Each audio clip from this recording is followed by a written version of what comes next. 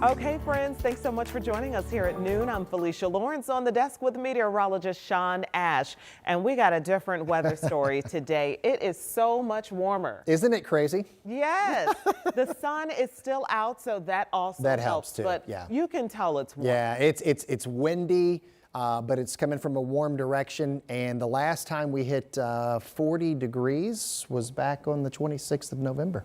Oh. Remember that? Nearly 2 weeks ago? Way back 2 weeks ago. It's been a while. It's been a while here. We're not far from it. Let me show you our camera network with temperatures here at Indy. We're sitting at 39 degrees. We will hit 40 degrees within the next hour. I mentioned yesterday it would take a stiff breeze to get us there, but that's what's going on. 34 Kokomo, 33 in Peru. 40 already in Bloomington and 41 this hour in Bedford. Take that map, compare it to the map we were showing you at this time yesterday. Temperatures anywhere from 10 to 15 degrees warmer. We hit 31 yesterday. We're going to make it into the low 40s here. Again, it's going to be windy. Gusts will be over 40 miles per hour at times. But if you're not a fan of the bitterness and the cold that we've had, you're going to like this afternoon. There's your sunshine here, plenty of it. 39 with a southwest wind sustained near 20. It becomes gusty. Clouds are going to gather here later this afternoon. More of the mid and high level variety. Dry through early evening as we get closer to 8, 9 o'clock. And all bets off for dry weather. We'll start to get into some rain. Windy tonight. And then temperatures dropping tomorrow. We'll talk more about the snow globe returning and perhaps enough snow to shovel before we get to the weekend, all ahead in the 7-day forecast. Sean, thank you so much. New at noon, Martin University is announcing they're pausing operations at the end of the year. The Board of Trustees says this decision stems from financial and student enrollment struggles. Now, this means all classes will be discontinued when the semester is over. The university is providing a link to donate to help the institution continue operations through the month. We've actually placed that link and more info on our website at WTHR.com.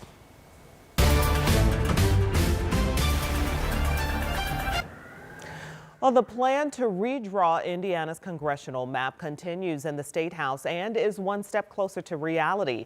This all after the Senate Elections Committee passed House Bill 1032. The House Bill 1032 now heads to the full Senate. Yesterday, the committee heard from voters for more than 4.5 hours.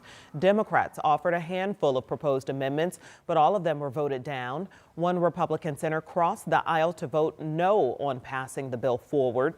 Committee Chair Senator Mike McCaskill supports the bill and says this will help balance maps nationally. Political gerrymandering is uncomfortable. I understand that. And I could mention many other states. I think that somewhere between 15 and 20 seats, additional seats Republicans could have today if there were fair maps. Senator Greg Walker has been a no on redistricting since August. Walker referenced the recent threats of violence against lawmakers and calls to primary those who do not support redistricting, calling those negative offers that could also influence lawmakers. I refuse to be intimidated. I made a choice. I will not let Indiana or any state become subject to the threat of political violence in order to influence legislative product. The Senate is meeting today to adopt committee reports. We'll also learn more Thursday on where other senators stand on redistricting. Many tell us they feel it will be a tight vote.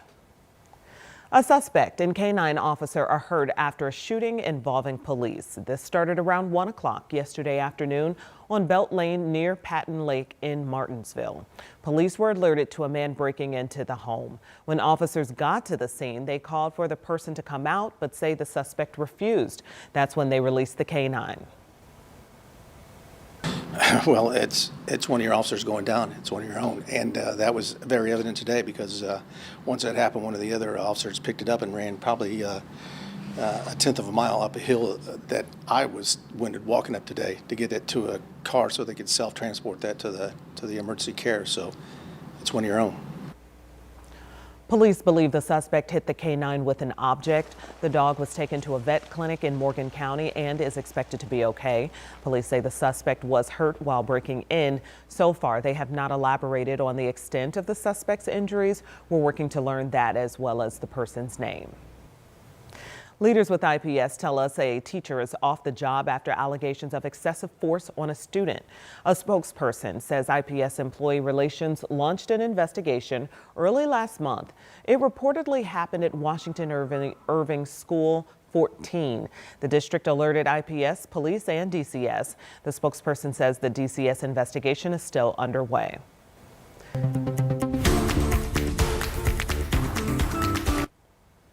More news out of Bloomington. The Hoosiers will play in the Rose Bowl January 1st as the #1 seed. IU Athletics say 500 Rose Bowl tickets are allotted for IU students. Season holders will also have tickets saved for them. One IU senior says he and his friends are looking at buying tickets, but the price makes it hard. You know, I need to get a big boy job first, and then I'll look into tickets. It just doesn't feel real, you know, it really doesn't. It's amazing. I mean, I'm sure Hoosiers all around the country understand that it's something so unique. Good luck even after the big boy job. Now, for people in those two groups we mentioned, IU Athletics plans to send an email within the week or so on where to get them.